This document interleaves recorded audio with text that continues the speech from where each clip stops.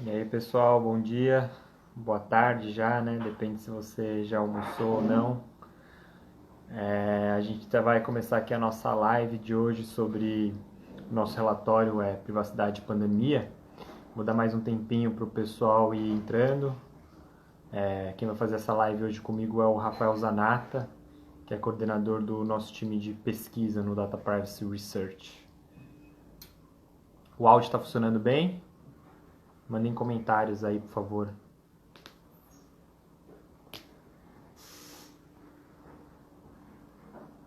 Isso mesmo, Marvel no fundo, junto de Gênesis do Sebastião Salgado.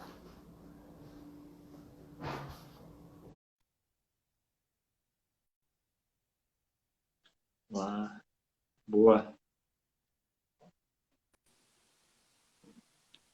E aí, Zanato, tudo bem? Bom dia, tudo bem? Bem, você com esse pano de fundo muito melhor do que o meu aqui, sempre com uma inveja branca sua. Pois é. Aqui no Rio Paranapanema. Bonito lugar, viu? Recomendo para quem não conhece a região do Oeste Paranaense. Tenho muito orgulho do Paraná. Boa, legal.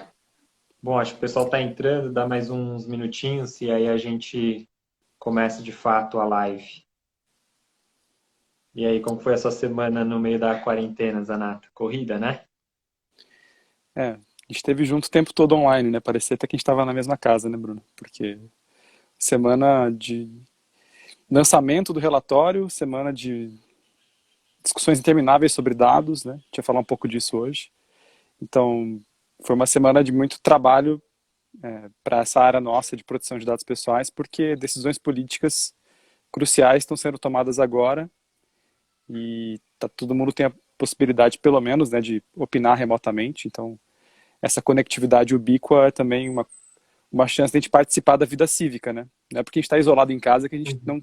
não deixa de participar democraticamente das coisas, né? Então, é curioso, né? Porque a gente está isolado, mas está muito conectado com tudo ao mesmo tempo, né? Então, dá uma sensação meio paradoxal, assim.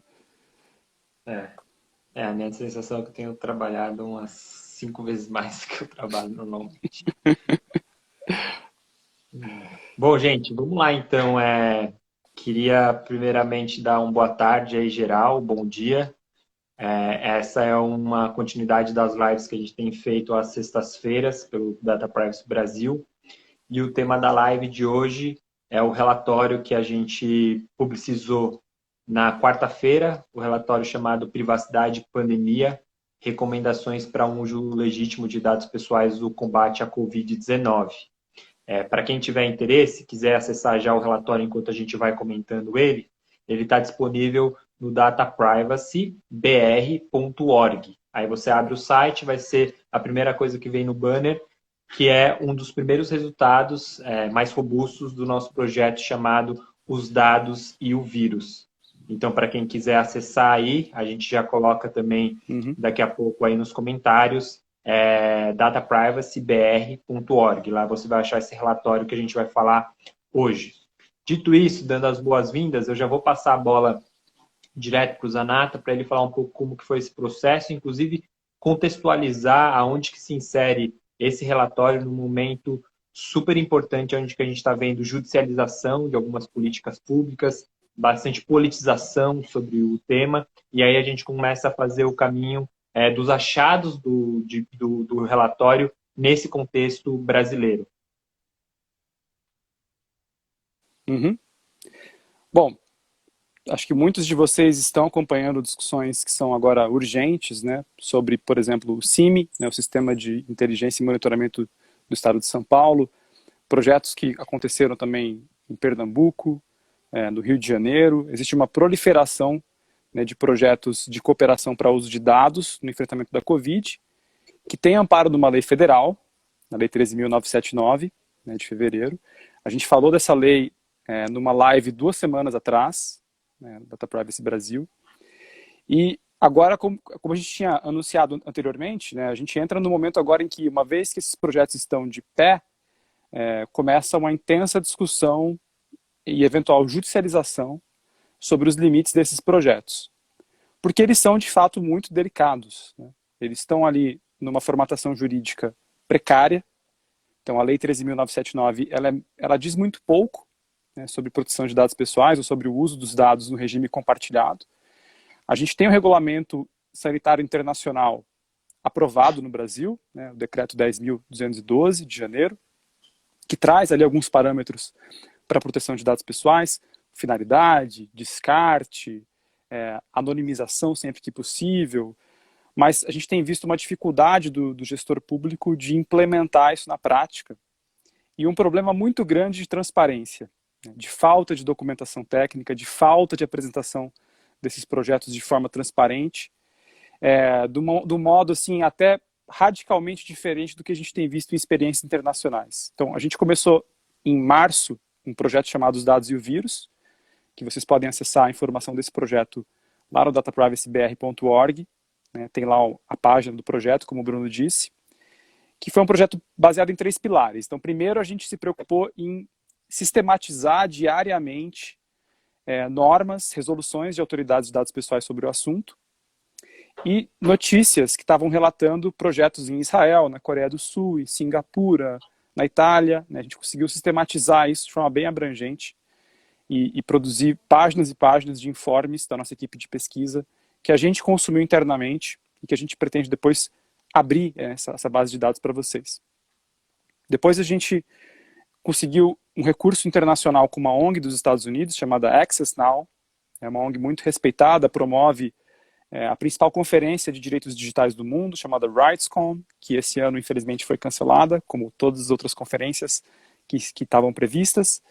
E com esse recurso da Access Now, a gente conseguiu estruturar a produção emergencial de um relatório, que é o relatório Privacidade e Pandemia, que nós lançamos na quarta-feira. E por que emergencial? Porque a gente se enfurnou, né, em 2 semanas de trabalho, né, num GT que estava eu, o Bruno Bioni, o Renato Leite Monteiro e a Mariana Rielli.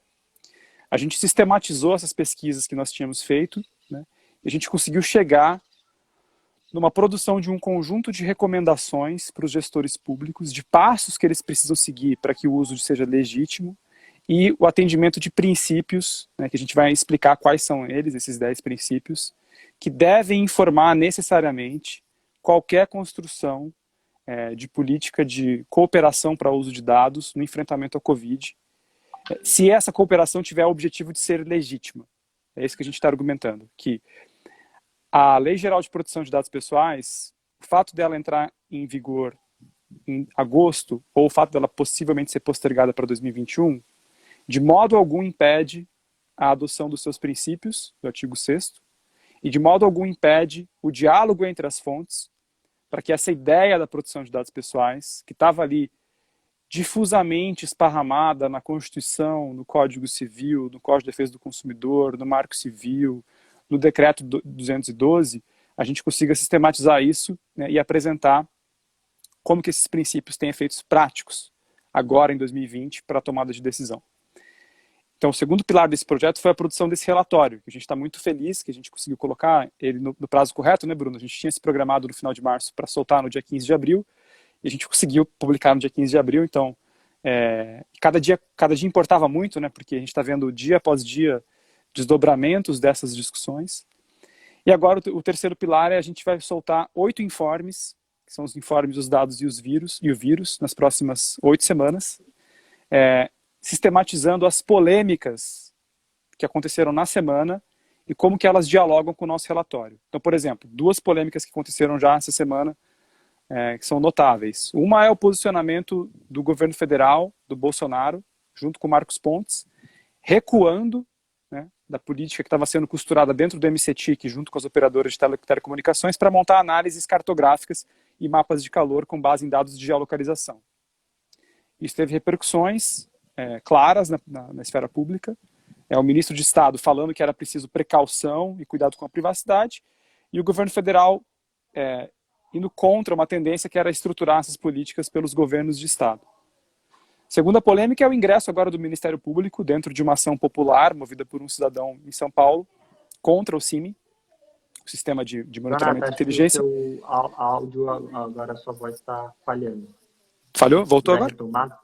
Tá, claro. Onde que falhou? Voltou agora? Continua sem som? Pelo menos para mim. Vocês Deixa eu estão ver ouvindo aqui. aí, pessoal? O Zanata cortou? Vamos ver. Esperar uma resposta. Tá bem Você não baixo. me ouve? Tá. Vou chegar mais pertinho aqui, peraí. Posso tentar arrumar aqui, ó. Ó, tá ouvindo, Tainara. Bom, o pessoal falou que tá escutando, então vai. Beleza. Tá normal, Bruno, parece que tá normal.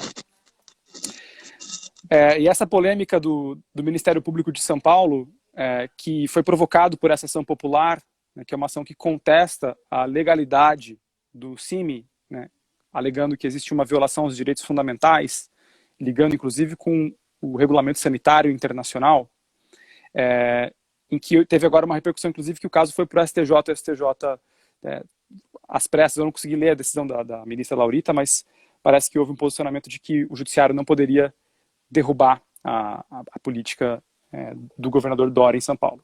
Então a gente tem visto uma série de tensões que precisam de uma interpretação e uma sistematização. Então os informes servem para isso. Agora, como é que a gente montou o relatório, né? Acho que essa é uma pergunta importante.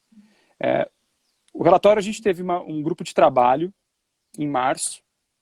Esse grupo de trabalho, que era esse GT, construiu o texto base, né, do nosso documento, que é robusto, tem 30 páginas. Mas antes a gente estava em torno de 15 páginas, né, Bruno? E ainda chegando numa aproximação ali de 8 princípios, a gente depois expandiu para 18 princípios, né, depois a gente reformatou. E a gente contou com um feedback muito importante do Comitê Multissetorial, né? A ideia era a gente passar esse texto ainda em formato.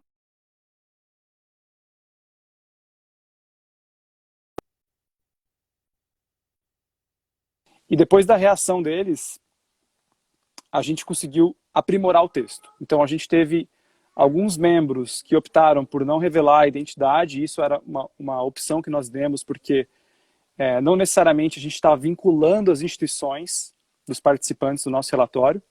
Então, os membros do comitê, é importante deixar isso claro, eles participaram na sua capacidade individual, né? Então, nós tivemos ali a listagem dos que participaram, tem o Francisco Brito Cruz, a gente teve a Luísa Brandão do Íris, a Bárbara do IDEC, a Raíssa da Inloco e outros que participaram. E esses comentários foram muito importantes porque trouxeram, especialmente do setor privado também, um approach muito próximo das técnicas de anonimização e dos cuidados que eles já estavam pensando nessas colaborações, e a gente queria que isso estivesse enraizado. Agora, o relatório, eu não sei se todos vocês já leram, mas percebam que ele não está preocupado em descrever os projetos atuais no Brasil. A gente não vai entrar em descrição do que está acontecendo na TIM com o Rio, ou das teles em São Paulo, ou da política do MCTIC. Não nos interessa essa análise específica de projetos que têm uma validade temporal, porque o relatório foi construído com uma perspectiva jurídica e como um roteiro para os gestores públicos, que não importa se vai ser hoje ou daqui 2 semanas, ou qual é o caso do momento, a gente tentou não se prender a elementos factuais e fazer uma construção centrada em princípios e nas ideias centrais da proteção de dados pessoais e nas melhores práticas internacionais que são citadas em nota de rodapé. Então a gente também não faz um detalhamento completo do que é o Trace Together em Singapura, do que é o Decentralized Privacy Preserving Proximity na Itália, ou outros projetos que a gente está estudando em profundidade, que ajudou a gente a pensar essas melhores práticas, mas o relatório não apresenta uma tabela de sistematização dessas experiências ou algo do tipo, porque a gente está preocupado em fazer um roteiro que possa ser usado pelo gestor público, né? E a gente tentou fazer esse exercício, que é muito difícil, né? Imagina você sendo um secretário de saúde pública no estado de São Paulo, fazendo parte do centro de contingenciamento da Covid, tendo que reunir diariamente dezenas de experts de várias áreas para tomar decisões rápidas, né? E tendo que pensar se você faz ou não uma colaboração para uso de dados para a produção de uma análise cartográfica, um mapa de calor, para identificar, por exemplo, pontos de contaminação, para direcionar investimento público em leitos emergenciais de UTI ou, eventualmente, até a construção de um hospital de campanha extra, né? Imagina a pressão que é decidir sobre todos esses elementos.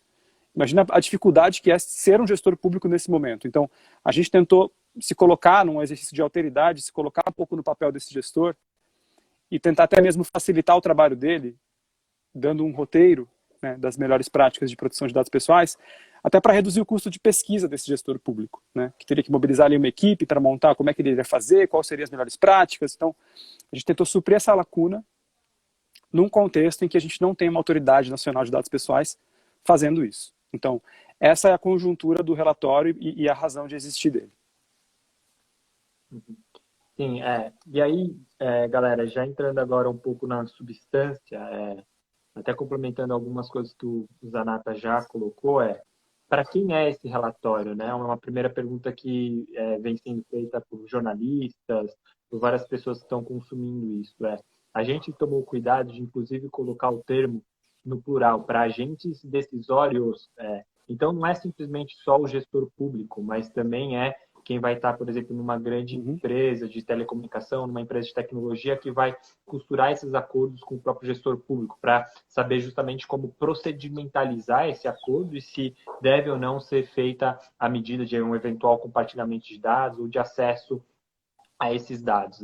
Por que isso é importante? Porque está todo mundo nesse fogo cruzado, né? Tanto o gestor público, quanto o próprio cidadão, quanto essas empresas que querem colaborar para essas medidas de combate à pandemia. Então, a gente já vê alguns casos, inclusive no judiciário, sendo levados não só por indivíduos, por pessoas, enfrentando aí algumas medidas judiciais para travar algumas coisas que têm sido feitas, por exemplo, aqui em São Paulo, no sistema inteligente do governo do estado, MPF pedindo esclarecimentos para o próprio governo de como que isso é feito, e assim por diante.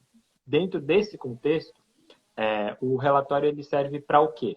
Ele serve para verificar como que essas boas iniciativas elas podem ser melhor desenhadas ou elas podem ser melhor modeladas. Isso vem de um diagnóstico desde o início de março, onde que as autoridades de proteção de dados pessoais ao redor do mundo elas têm sido bastante assertivas. A gente não está mais num cenário de discutir se deve ser utilizado dados pessoais para o combate à pandemia, mas como que isso deve ser feito. Por isso que o relatório ele é bastante prescritivo, ele é bastante propositivo, no sentido de ele construir, costurar 5 passos, pelo qual cada passo desse ele é complementar um ao outro, ele é eliminatório um ao outro, para depois de você fazer essa reflexão, e aí agentes decisórios, no plural, não só o gestor público, mas quem está ali numa empresa que vai fazer essa colaboração, ele chegar numa conclusão afirmativa ou negativa. Eu posso fazer isso ou não, eu vou utilizar esse dado pessoal ou não. Esses cinco passos, eles geram 10 princípios, 10 diretrizes que devem ser observadas a esse respeito, que é o que a gente vai falar agora. E aí a gente pode até, inclusive, encaixar alguns exemplos que têm acontecido na União Europeia e alguns países asiáticos para dar um pouco de maior concretude para o relatório. Bom, beleza. Isso. Então, quais são os 5 passos? O primeiro passo é um primeiro passo no qual o gestor público ou quem vai utilizar esses dados, ele tem que apresentar, basicamente, uma justificativa. É a avaliação da necessidade da elaboração daquela política pública centrada no uso de dados. Então, a gente tem que sair simplesmente do discurso de que, olha, eu preciso utilizar esse dado para fins de combate à Covid, à pandemia. Ok, mas quais são as evidências científicas? O gestor público ele tem que, inclusive, motivar isso. Ele tem que estar parado numa evidência científica, de preferência, que legitime essa atuação dele. Dito isso, se ele consegue, sim, cumprir com esse ônus argumentativo, ele consegue apresentar a utilidade, a vantagem que ele vai conseguir ter com aquele uso de dados, ele tem que estar amparado preferencialmente por uma lei que lhe autorize a fazer isso. Por exemplo, no Brasil, a gente tem a lei da quarentena, que inclusive falam que quem poderia requisitar esses dados seriam autoridades sanitárias, inclusive por parte do setor privado. Mas, além dessa previsão legal, seria de muito bom tom, e a gente faz essa recomendação, de que essas garantias ainda um pouco genéricas firmadas na lei de quarentena ou mesmo em algumas outras leis setoriais do Brasil pudessem ser melhor detalhadas, inclusive em decretos ou portarias interministeriais. Ou seja, tem uma lógica de documentação muito importante para os argumentos serem apresentados na mesa e eles, inclusive, impulsionarem um debate público sobre isso. E aí, um último princípio dentro ainda desse primeiro passo é que deve haver instrumentos. Ou seja, quando eu estou no cenário onde que eu vou fazer um uso compartilhado entre iniciativa privada e setor público, isso deve ser corporificado por algum arranjo contratual. Por que isso é importante, Bruno? Porque é nesse arranjo contratual que vão estar estabelecidos os direitos e deveres dessas partes. Por exemplo, muito hoje se fala do acesso ou do compartilhamento de dados agregados, anonimizados, para construção de mapas de calor e assim por diante. Se vai haver esse repasse, se vai haver esse acesso, por que não, nesse instrumento contratual, está lá a obrigação, o compromisso do agente público em não reverter esse processo de anonimização? E aí a gente começa a ver como que toda essa lógica desse primeiro passo, ela já trabalha com compromissos que são feitos de maneira pública e que eles podem ser cobráveis, inclusive, nesses instrumentos contratuais. Esse seria basicamente o primeiro passo, um passo onde a gente avalia a necessidade da elaboração dessa política pública centrada no uso de dados e como que esses compromissos e como que essas observações elas podem ser instrumentalizadas. E aí a gente passa para a etapa 2, que é o que o Zanata agora vai comentar. Uhum. Sobre a etapa 1, vocês têm alguma dúvida? Acho que a gente pode fazer nesse bate-bola também, né, Bruno? Aqui com os comentários. Sim, seria legal. Se tem alguma importante... dúvida, vão mandando aí pelos comentários aqui na live. E aí vale ressaltar, né, Bruno, que o nosso posicionamento, ele encontra ressonância na resolução número 1220 da Organização dos Estados Americanos, né, que também traz recomendações sobre motivação e apresentação de dados científicos na motivação, né, e também está amparada no ofício 121 da Anatel, acho que do final de março, da presidência da Anatel, que também aponta a necessidade de motivação fundamentada, base legal, né, e traz alguns elementos que são semelhantes ao que nós chegamos. E, curiosamente, a gente construiu esses argumentos, né, Bruno, no nosso GT, sem ter lido a resolução e o ofício, né, a gente tomou conhecimento depois. Você vê que tem uma confluência mesmo de pensamento nesse primeiro passo. E isso é derivado da própria noção de direito administrativo no Brasil, né, ou seja, dessa ideia de constituição, moralidade e etc. O segundo passo são testes específicos de finalidade e de minimização. Aqui a gente está contestando a narrativa de que a finalidade poderia ser usar os dados para combate à Covid, tal como está no artigo 6º da Lei 13.979. Isso não é finalidade específica, no nosso entendimento. Então, um arranjo contratual para a produção, por exemplo, de mapas de análise cartográfica, para tomada de decisão sobre ampliação de leitos UTI, numa colaboração eventualmente entre o Estado de São Paulo e outras empresas, teria que nesse arranjo contratual determinar que a finalidade é essa, ou seja, os metadados ou dados de estação radiobase vão passar por um processo de anonimização, vão compor uma análise cartográfica para a tomada de decisão sobre ampliação de UTI. Aí você pode dizer, tá, mas pode ser que o gestor público tenha outras dificuldades e queira usar para mais finalidades. Ele apresenta as novas finalidades. Isso não impede ele de determinar no começo o quão específica é a finalidade dele de antemão, né? Isso porque a gente pode evitar problemas futuros daquilo que os filósofos estão chamando de legado de vigilância da Covid, né? Que é a gente começar a estruturar essas várias bases e políticas de colaboração e depois elas começarem a ser utilizadas para multas de trânsito, cobranças de impostos, prisões, ou até casos extremos de perseguição política, como tem relatos na Índia que tem acontecido, né? Jornalistas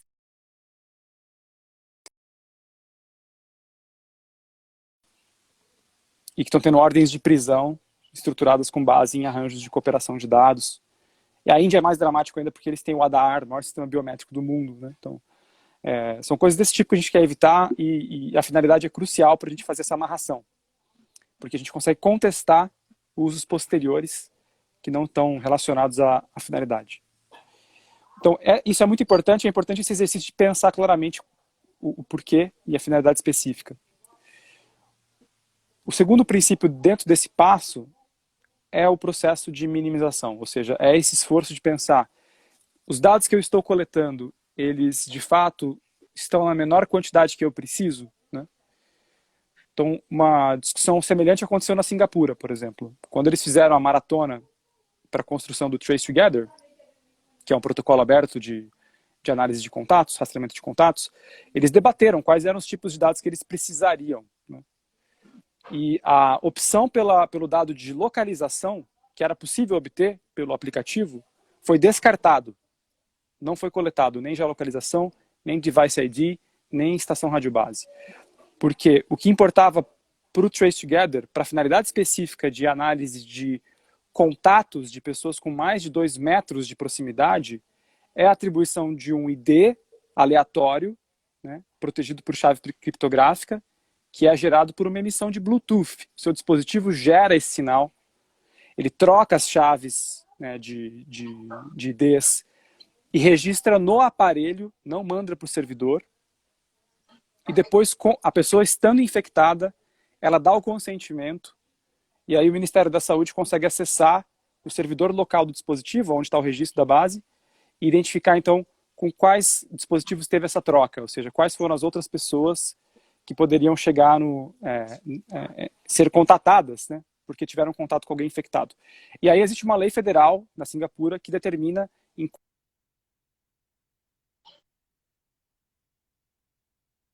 contatada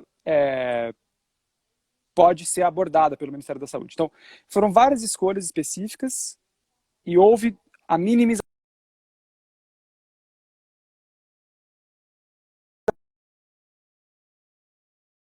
Isso é fundamental para a gente evitar estragos maiores ou que esses projetos tenham dados que são desnecessários e podem trazer maiores riscos à população. Então, a gente entende que, como o Bruno falou, é preciso a utilização inteligente dos dados. Só que a gente tem que acabar com um discurso falso de que isso não traz risco para as pessoas. Claro que traz riscos às liberdades fundamentais e aos direitos fundamentais. Uma das formas de mitigação desses riscos é justamente entrar no começo desse projeto, com técnicas de privacy by design, e pensar em arquiteturas que sejam mínimas na coleta de dados, né? E isso depois vai estar conectado com o princípio de transparência e publicação desses projetos. Mas a gente vai chegar lá ainda. Então, esse segundo passo é basicamente isso. É isso que a gente explica no relatório. E para dar mais um exemplo, um caso interessante foi o que aconteceu em Israel, né? Em Israel teve praticamente 2 iniciativas para tentar acompanhar a disseminação do vírus, né? Uma primeira iniciativa na qual o governo, junto com um órgão de inteligência, isso estava inclusive amparado numa lei emergencial, procurou meio que ter acesso, que eles chamam, né, de book collection, ou seja, coleta massiva de dados da geolocalização das pessoas, e aí cruzava isso com a base de dados que eles tinham feito de testes em massa para ver quem tinha tido contato com pessoas infectadas. Essa iniciativa foi muito, muito questionada a partir desse segundo passo, que considerava o seguinte: olha, para você acompanhar o movimento ou a escala de disseminação do vírus, você consegue fazer isso de uma maneira muito menos invasiva e de uma maneira muito mais eficiente. E aí, o próprio Israel começou a trabalhar um novo aplicativo, muito espelhado nessa experiência de Singapura, na qual ele não coleta mais agora em massa toda a geolocalização das pessoas e cruza isso com as bases de dados do Ministério da Saúde ou quem é responsável por fazer essa testagem, né, da infecção, e criou esse aplicativo na qual a pessoa baixa no seu celular, ela inclusive dá o consentimento, dá a autorização para isso, e ao invés de pegar a geolocalização dela em todos os lugares que ela eventualmente se movimentou, se ela saiu de casa, foi comprar alguma coisa no supermercado, na padaria, coisa do tipo, vai se limitar ao mínimo necessário, por isso a linguagem e o vocabulário do princípio da necessidade, a ver com quem ela teve contato e quais são as possíveis pessoas infectadas. Como que ela faz isso? Da maneira como que o Zanata colocou, por meio da ativagem do Bluetooth. O Bluetooth sendo ativado, ele vai ver qual é a proximidade desse smartphone com outros smartphones que compõem ali, inclusive, eventuais pessoas que foram infectadas e que colocaram, imputaram essa informação no próprio smartphone ou no próprio aplicativo. Então, é interessante o caso de Israel, porque ele é um processo de aprendizado, justamente dessa lógica do princípio da necessidade, né? Primeiro, se buscou uma alternativa que foi muito criticada, foi muito questionada, de que era muito invasiva, era muito intrusiva, e aí depois migra para essa abordagem muito inspirada em Singapura, que procura fazer isso de maneira menos intrusiva e olhando para o princípio da necessidade. Bom, dito isso, a gente pode chegar no terceiro passo, na terceira etapa do que é apresentado nesse relatório, que é a ideia de um ciclo de vida, né? Um ciclo de vida do dado, que é uma lógica muito trabalhada, até no campo da segurança da informação, de que essas atividades elas devem ter início, meio e fim. Sobretudo quando a gente está olhando para uma situação emergencial como é essa de um combate à pandemia. Então, tanto o gestor público quanto do outro lado, alguém que quer colaborar por parte de governo, por parte de empresas, iniciativa privada, na medida em que for sendo desenhada, modelada essa cooperação, já pensar qual que é o plano, o ciclo de vida dessa atividade de tratamento de dados. Então, se a gente pensa, por exemplo, nesse próprio caso que a gente está olhando agora de distanciamento social, e se eventualmente isso vai ser descontinuado, porque vai ter uma outra ação, pode ser, por exemplo, aqui agora que a gente está falando de contact tracing, alguma coisa do tipo, qual que é a consequência lógica se eu vou mudar dessa ação específica para uma outra? Eventualmente, descartar, eliminar, deletar esses dados que serviram para uma ação que já foi finalizada ou concluída. Bruno, sempre eu vou ter que descartar, eu vou ter que deletar esses dados? Para algumas situações, quando a gente está falando de pesquisa, é possível sim você transformar isso em dados estatísticos ou aí sim com uma anonimização mais robusta. Mas ainda assim a parceria ela acaba, ela descontinua. Então essa é um pouco a ideia também que a gente coloca nesse terceiro passo, de você ter um plano, um ciclo de vida estabelecido desde o início para que justamente a gente elimine esses riscos e que a gente não deixe um legado de vigilância uma vez que é concluída essas cooperações. Esse seria o terceiro passo. Uhum. E aí, só um comentário que eu queria fazer, né, Bruno? É impressionante como o Brasil perdeu várias oportunidades de colaboração para pensar essas arquiteturas mais amigáveis à privacidade, né?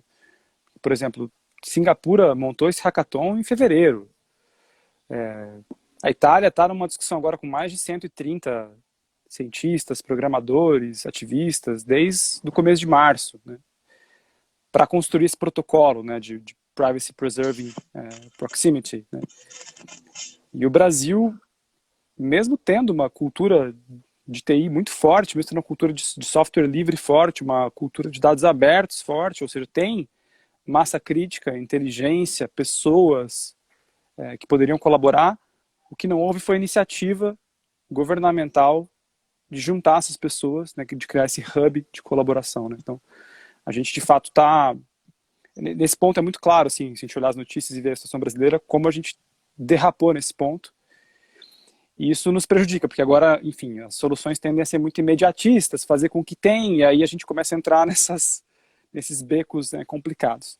O quarto passo do relatório, eu diria que é o mais robusto e mais ousado, né, Bruno? A gente tentou construir ali réguas bem acima, né, do que geralmente se espera, porque a gente tentou construir um conjunto de salvaguardas para a preservação de direitos fundamentais. E esse conjunto de salvaguardas vai passar por várias etapas. Né? Então, primeiro seria o gestor público documentar de forma clara o processo de anonimização que se pretende atingir, né? E existe uma discussão aqui importante fazer, que é o dado anonimizado, de fato, ele deixa de ser dado pessoal. Porém, a LGPD e a comunidade técnica entende que uma anonimização completa é praticamente impossível, se você quer um dado útil. O Bruno sempre fala isso. Então, existe um gradiente, né, de riscos, de reidentificação, né, que tem que ser constantemente avaliado. Não é uma coisa que você avalia uma vez só.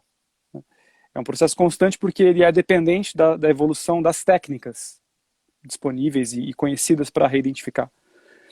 Então, o que a gente pede é que haja o reconhecimento de que, na maioria das vezes, é pseudonimização que está acontecendo, não é anonimização completa. Ou seja, assuma-se o risco do tratamento do dado pessoal, sem uma retórica de que não tem problema nenhum, isso não é dado pessoal. A gente não entende que é isso. E que existam mecanismos para que os riscos sejam mitigados, né? A gente desenha ali alguns desses mecanismos, né? Um deles seria, por exemplo, essa cooperação entre um conjunto de empresas e o governo ser intermediada por um recipiente confiável, um terceiro grupo, uma terceira empresa que teria como única tarefa definida contratualmente, alguém com respaldo, né, e confiança, uma entidade com confiança, para aplicar técnicas específicas de anonimização e certificá-las, por assim dizer, de que isso é seguro ou de baixo risco. Aí sim, dando a chancela da utilização para o governo. Ao invés de ser uma relação bilateral, ou seja, a parte interessada em doar fazendo a construção do data lake ou da base de dados com o governo. Então a gente triangula com um terceiro agente que aplica um filtro, né, de segurança, ou seja, vai dizer, de fato, esses processos técnicos estão bem documentados, de fato, essa aplicação aqui de privacidade diferencial é correta, as técnicas de obfuscação ou de aplicação de hash são boas, de fato não tem risco de cruzar com outras bases, e isso daria alguma confiança para que pudesse seguir em frente com o argumento de que o processo de anonimização aconteceu bem. Então, documentação e transparência no processo de anonimização, a explicação de como acontece, a nomeação de um recipiente confiável, e um quarto ponto que a gente coloca como salvaguarda, que é a não criação de técnicas de tratamento de dados ou de identificação de geolocalização ou de monitoramento de suspeitos, né? Mas sim de pessoas, se for feito o registro de pessoas infectadas. A gente está vendo isso nas principais experiências do mundo, né? Como eu falei para vocês, Singapura só tem, o Ministério da Saúde só acessa o dado do dispositivo depois que a pessoa confirma, né, a sua situação de Covid e consente. Na Itália também é voluntário a participação para passar essa quantidade de dados quando a gente está falando de pessoas infectadas. Então, esse grau adicional, que é de fato você pensar no tratamento dos dados das pessoas infectadas, isso tem que ter um cuidado maior, porque isso aumenta em muito o grau de risco dos tratamentos posteriores desses dados. A gente está falando de potenciais efeitos discriminatórios que podem acontecer em razão da identificação permanente de que alguém teve Covid, né? A gente tem efeitos que podem ser negativos economicamente para essa pessoa no futuro, com relação a notas de risco de crédito, notas de risco atreladas a identificadores de saúde. Então, assim, a gente nem parou para pensar ainda na quantidade de riscos e quais são precisamente, né? Não existe uma documentação completa de quais são as várias hipóteses. A gente deveria fazer esse exercício, né? Mas a gente considerou isso no GT como um elemento que dá justificativa para a gente ter uma tese de que tem que se ater aos dados de infectados e não ampliar para todos os suspeitos, como se tentou fazer em Israel e como foi contestado na Corte Suprema de Israel, né, no qual a Agência Nacional de Segurança obrigou as telecoms a oferecer um conjunto de dados para fazer monitoramento constante de todas as pessoas e potenciais infectados, inclusive com o uso de polícia, força repressiva para fechar comércio, etc.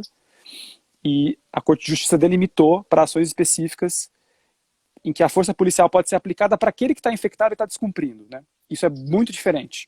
Então, a gente tem essa preocupação com relação aos desdobramentos, inclusive de medidas de força policial que vão estar atreladas a esses projetos e a essas bases. Então, essa é uma recomendação bem clara que a gente coloca, bastante prescritiva, como disse o Bruno. Sim, que se desdobra num subprincípio, numa diretriz que é o da não divulgação, inclusive, dos dados das pessoas que são infectadas. Isso aconteceu, acho que, salvo engano, em Singapura, e depois isso foi descontinuado. É uma linha que não deveria ser cruzada. E da não discriminação, que foi isso que o Zanata justamente comentou. Se eu estou tratando esse dado aqui do combate à pandemia, depois eu não vou utilizar esse mesmo dado para, eventualmente, excluir essa pessoa de uma política pública de maneira abusiva, de um benefício ou de uma assistência social. Não, pelo contrário, eu poderia inclusive colocá-la ela dessa maneira para ela ser assistida ou utilizar essa informação para depois o plano de saúde dela se tornar mais caro, porque o risco dela aumentou por ela ter contraído essa doença ou ter sido infectado. Então, tem uma questão muito forte aqui que é dessa amarração, dessa vinculação do princípio da finalidade do combate à pandemia e isso não ser desvirtuado para depois isso se voltar contra o próprio titular. E isso faz parte desse pacto de confiança, né? Quando a gente tem essas iniciativas onde o próprio cidadão ele vai lá e baixa esse aplicativo, ele adere, ele quer fornecer esse dado para facilitar o rastreamento, o tracing da pandemia, do vírus, ele está ali confiando, ele está custodiando o dado dele para o governo ou mesmo para quem fornece aquela solução tecnológica. Então, ter essa amarração, essa vinculação ao princípio da finalidade é uma das salvaguardas mais importantes que é apontada pelo relatório. Apenas para ilustrar para vocês também um pouco desse trade-off cruel entre anonimização e utilidade, quando a gente está pensando, por exemplo, em mapas de calor ou cartografia do distanciamento social, uma das preocupações que se tem hoje é qual vai ser a cobertura daquela área, né? Então, se você traz muita granularidade, você vai, por exemplo, traçar um mapa de calor ali de 4 ruas de um determinado bairro. Fica muito mais fácil para você reverter o processo de anonimização e saber que naquele bairro estão ali situados, ou naquela rua, são poucas famílias. Então, torna muito mais fácil o processo de reversão de anonimização. A própria alimentação contínua. Se eu deixo muitas faixas preenchidas, então vamos pensar aqui num histórico de uma semana, fica mais fácil para reverter esse processo de anonimização.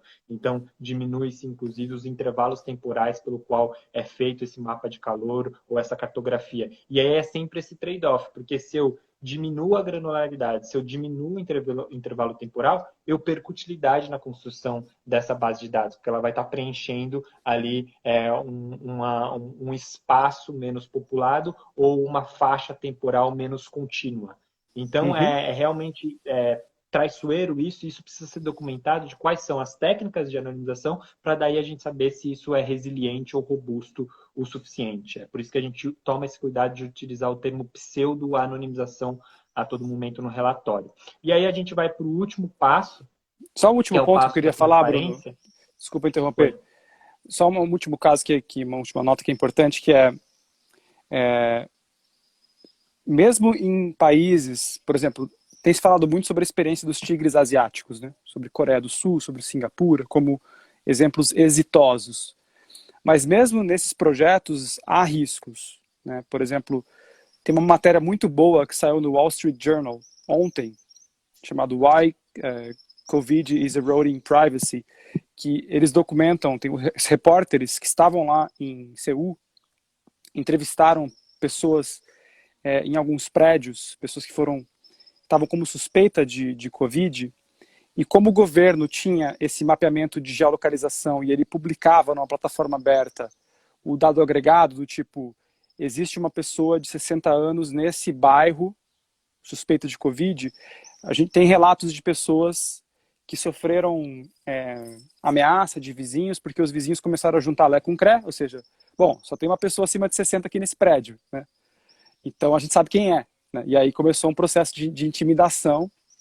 As pessoas falaram que estavam com mais medo do desdobramento na sociedade, ou seja, o que ia acontecer com ela pela reação dos vizinhos, ou de apanhar, de ser discriminada, do que de ter pego a Covid.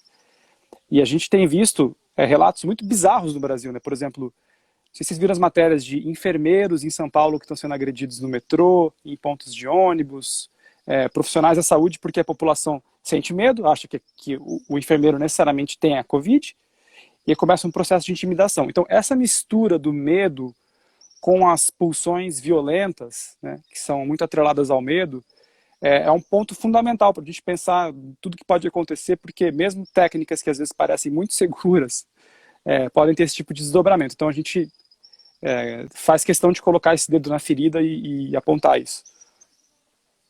Sim, e aí o último passo, e aí eu já vou costurar ele com algumas perguntas que foram feitas, que é o da transparência, né? Vieram várias perguntas dizendo, mas nesse cenário onde que não tem Autoridade Nacional de Proteção de Dados, nesse cenário onde que a Lei Geral de Proteção de Dados Pessoais não está em vigor, como então fazer valer esses direitos, né? O relatório ele também toma esse cuidado, ele não utiliza a Lei Geral de Proteção de Dados Pessoais como a principal baliza jurídica, utiliza ela como um referencial, mas ele está muito amarrado com as leis que a gente já tem de proteção de dados pessoais em plena vigência no Brasil. Então, a gente fala da Lei de Acesso à Informação, que fala de uma gestão transparente desses dados pessoais, a gente fala do Marco Civil da Internet, onde tem vários princípios importantes, como da finalidade, o da necessidade no decreto que regulamenta o Marco Civil da Internet, segurança da informação também está lá no decreto do Marco Civil da Internet, entre outros. A própria Lei Geral de Telecomunicações também fala. E aí, quando a gente consegue aumentar essa régua da transparência, a gente consegue ter uma discussão pública sobre se essas práticas são ou não suficientes, se elas são ou não bem modeladas, bem desenhadas. E aí a gente consegue fazer um enforcement disso, né? Se tem uma coisa que o Brasil, ele é inclusive olhado com bons olhos por outros países, é o sistema de tutela de direitos difusos e coletivos hoje existente aqui.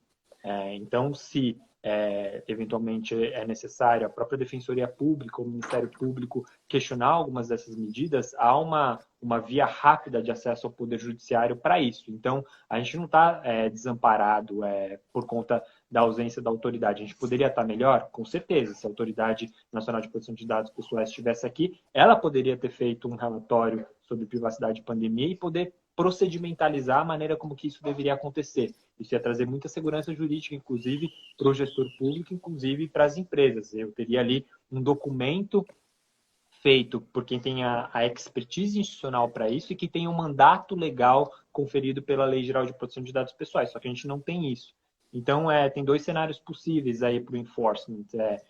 O sistema de direitos difusos e coletivos já em plena existência há muito tempo, bastante eficiente no Brasil, e ver também como que eventuais outras agências reguladoras podem endereçar isso no plano administrativo. O próprio Zanata já falou, a Anatel já soltou um ofício ali para eventualmente colher boas práticas, e a Anatel é quem tem o mandato legal para fazer o enforcement da Lei Geral de Telecomunicações, que fala em proteção de dados pessoais e em proteção à privacidade, face às operadoras de telecomunicações. Então, esse é um ponto importante. O princípio esse passo da transparência, ele joga luz sobre essas práticas e, a partir disso, a gente consegue fazer uma discussão pública. E aí, a discussão pública não é só para dar o porrete ou para criticar, mas é para ser colaborativo, ser propositivo nisso tudo.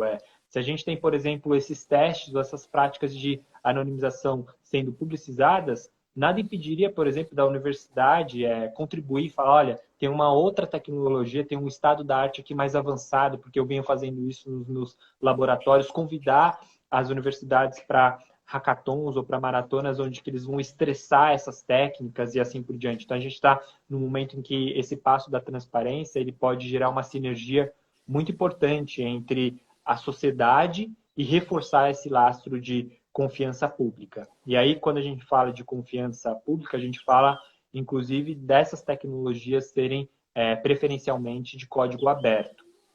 Da União Europeia até a boa experiência de Singapura, todos esses aplicativos estavam ali trabalhados em códigos abertos. Está lá disponível no GitHub. Se hoje o governo federal vai construir um aplicativo, ele pode ir lá no GitHub e baixar a estrutura, a espinha dorsal desse aplicativo.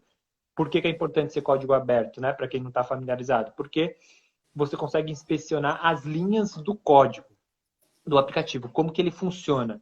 Ele realmente reflete aquele compromisso, por exemplo, firmado na política de privacidade do aplicativo, de que o dado ele é armazenado, por exemplo, no próprio smartphone do indivíduo e não é chupado ou repassado para uma base centralizada pelo governo. Você, com o código aberto, você consegue fazer essa fiscalização, você consegue fazer essa inspeção. Por isso que também esse passo da transparência, ele se subdivide nessa parte muito importante dos códigos, né? Eles serem abertos. E aí a gente tem que dar um passo importante aqui também, olhar para portais de transparência, não só como um veículo para publicização da folha salarial dos servidores públicos, mas também como um local onde que a gente vai acessar mais facilmente todas essas informações do uso dos nossos dados para o combate à pandemia. E aí a gente fecha esse ciclo, por isso que a gente colocou nessa figura semiótica de passos, onde que você avançando e você consegue chegar num destino final, que é uma modelagem de dados que minimiza os riscos à privacidade e à proteção de dados e que maximiza o combate à pandemia. E aí eu passo a bola aqui para o Zanat, se ele quiser concluir alguma coisa antes da gente ir para perguntas e respostas, que o nosso tempo já está quase se esgotando. 10 minutinhos aí. Tá, não só dizer que a gente fecha o relatório, né, Bruno, com recomendações para o poder público, né? A gente propõe uma portaria interministerial no qual eles possam adotar esses princípios e firmá-los entre o Ministério da Saúde, a MCTIC e outros ministérios. A gente propõe alternativamente que exista no Congresso uma lei federal específica sobre uso legítimo de dados no combate à Covid, né, colocando esses vários critérios, né, a obrigação do dado aberto, a obrigação da demonstração prévia da técnica de anonimização, amarras que podem ser construídas com base no relatório. A gente propõe que isso possa ser feito no nível estadual, por meio de decreto, ou por própria iniciativa do Legislativo Estadual. Então a gente começa a provocar os poderes para assumir uma postura de compromisso com esse relatório por meio de normas jurídicas, né, que possam internalizar. A gente fez uma operação aí, a gente fez um webinar de lançamento na quarta, né, Bruno? A gente conseguiu boa repercussão, né? A gente saiu no Nexo, no UOL, na BBC, na Cruzoé, Estadão, várias mídias. A gente mandou para todos os secretários de saúde dos governos do Brasil e para todos os ministérios. Mandamos para o Sérgio Moro, Mandetta, que foi exonerado ontem, agora tem o Tais, Guedes, Casa Civil. Então a gente está numa força-tarefa de mandar para agentes decisórios. E a gente vai ficar à disposição, né, Bruno, para dialogar e, de algum modo, tentar fazer com que eles assumam esse compromisso. Acho que e para isso a gente pede o apoio de vocês também, no sentido de que vocês, de algum modo, pressionem os parlamentares e agentes decisórios e exijam isso também. Sim, e aí indo para então algumas perguntas que já passaram por aqui, o que vocês veem em termos da implementação ou da postergação da Lei Geral de Proteção de Dados, né? Foi uma das perguntas que foram feitas aqui. É ruim. Acho que o Zanato compartilha da minha opinião. A postergação da Lei Geral de Proteção de Dados torna ainda mais caótico esse cenário de uso de dados pessoais de maneira responsável, de maneira legítima. Então, se a gente está aí num cenário onde que possivelmente isso ainda vai se desdobrar para além de agosto, né, ali uma rebarba, isso ainda num cenário otimista, se a gente tivesse com a Lei Geral de Proteção de Dados em plena vigência em agosto, o que é a Lei Geral? É um manual de instruções em como fazer um uso legítimo dos dados, inclusive para essa hipótese da tutela à vida e da tutela à saúde. Então, no meu entender, é ruim a postergação da Lei Geral de Proteção de Dados dentro desse contexto de pandemia. Perguntaram aqui uma especificamente da Estela, da iniciativa de Áustria, por exemplo, onde que esse monitoramento se dá por até 20 pessoas ou especificamente para um cenário de ali poucas dezenas, né, de pessoas sendo monitoradas. É justamente aquele cenário que a gente pintou de um trade-off traiçoeiro e de qual é a medida, para qual é a finalidade para qual você está pensando na utilização daqueles dados. Se a gente está pensando em utilizar esses dados para a construção de mapas de calor, esse número ele pode ser escalado, ele pode ser aumentado. Talvez 20 pessoas ali seja uma dimensão muito granular e desnecessária para essa atividade. E aí, como você bem apontou na sua pergunta, inclusive é utilizado isso para fins de restrição à liberdade de locomoção. Então, eu vou saber quem está saindo, quem está furando a quarentena ou o distanciamento social para ir lá e fazer uma abordagem policial. E aí é o grande diferencial do direito à proteção de dados pessoais relacionado ao direito à privacidade, porque ele é um facilitador, sobretudo numa sociedade movida a dados, para outros direitos fundamentais, não só para de liberdade de locomoção, mas também para não discriminação e outras coisas que a gente vem dizendo. Daí a importância de a gente estabelecer aquele primeiro passo.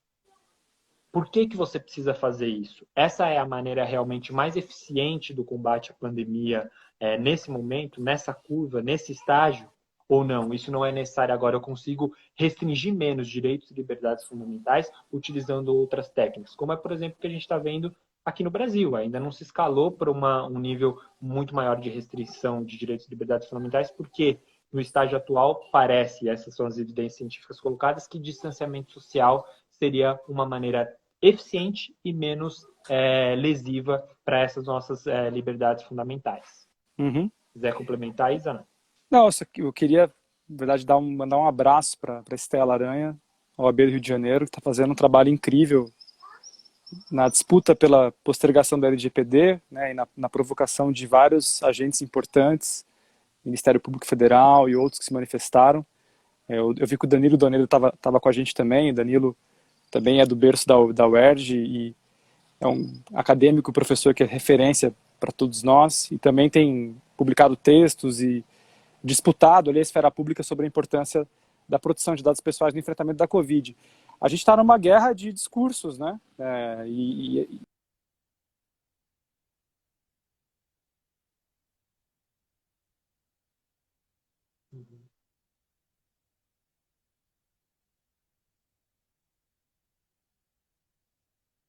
Vocês perderam o Zanato também ou sou só eu aqui do meu lado?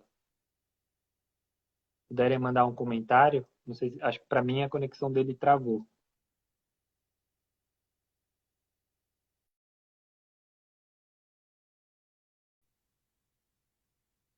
Bom, então acho que o Zanato teve um probleminha, eu vou já encaminhar para o final. Retomando esse último ponto,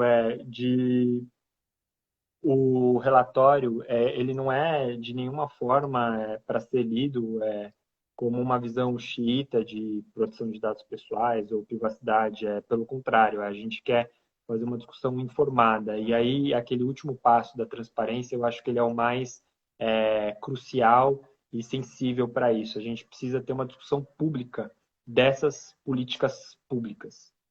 E aí, portais de transparência, como eu mencionei, acho que são instrumentos e ferramentas fundamentais para isso. A gente conseguir ter fácil acesso a esses acordos, às técnicas que estão sendo aplicadas e a gente ter, sobretudo, um compromisso melhor detalhado. Uma das recomendações, como o Zanato estava considerando, falando, seria justamente portarias, resoluções interministeriais ou entre secretarias a nível estadual, municipal, onde que isso pudesse ser melhor detalhado. O que significa utilizar dados pessoais, tendo como esse compromisso um uso legítimo, responsável e ético dos dados. Então, a minha mensagem final seria para vocês disseminarem esse relatório na medida do possível, para que isso fosse enxergado como uma maneira de procedimentalizar, de instrumentalizar um uso responsável desses dados e de uma maneira que no final do dia isso possa trazer ganhos sociais, né? Acho que esse é o ponto principal do momento que a gente está vivendo hoje. Uma maneira pela qual a gente possa utilizar esses dados como um bem comum para o benefício da sociedade, que ela possa reforçar esse lastro de confiança pública. Beleza? Como a gente vai dar 1 hora e automaticamente a live ela é tirada do ar, eu queria reforçar aqui, acessem dataprivacybr.org, lá a gente tem o relatório publicizado em PDF, inclusive com um infográfico bem bacana desses 5 passos, desses 10 princípios. Se vocês tiverem alguma dúvida, entrem em contato conosco, contato@dataprivacy.com.br, mandem directs nos nossos canais. Vamos, na medida do possível, ser o mais colaborativo e trocar informação e conhecimento, que eu acho que é o que a gente mais precisa nesse momento. Obrigado pela presença de vocês, gente. A gente vai mantendo contato. Um abraço, fiquem em casa, respeitem a quarentena e vamos juntos nessa. Tchau, tchau.